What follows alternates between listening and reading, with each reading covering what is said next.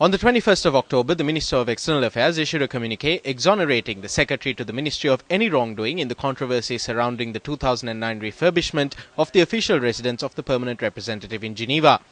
However, Tamara Kunanayakam, who was the Permanent Representative when the communication is supposed to have occurred, had this to say regarding the procedure to be followed when making such a communication. The ambassador would instruct the consular officer concerned to prepare what is called a note verbal or a third-person note, which is a note which is sent. There's no signature to it. It's not addressed to any person that is named. It's addressed to the ministry, the foreign ministry of the country concerned, or the equivalent of the secretary of the foreign ministry. It's stamped. There's a stamp by the embassy and an initial.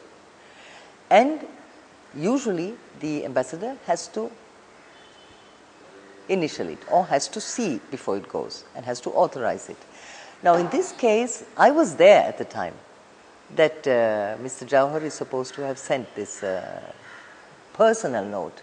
It's not a third person's note, it's not a note verbal, but some form of personal communication which is totally outside the normal existing established rules for communication between two governments. It's quite a legitimate question to ask, to show the communication. And also it's totally irregular to refer to, even if it was an intelligence officer. You don't mention the names of an intelligence officer from any country in the world.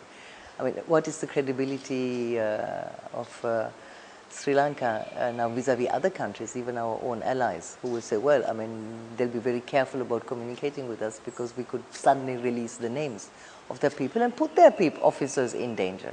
Meanwhile, at a media briefing convened in Colombo today, journalists questioned Minister Mahinda Samarasinghe, who also frequented Human Rights Council sessions in Geneva in this period, regarding the Genevagate controversy.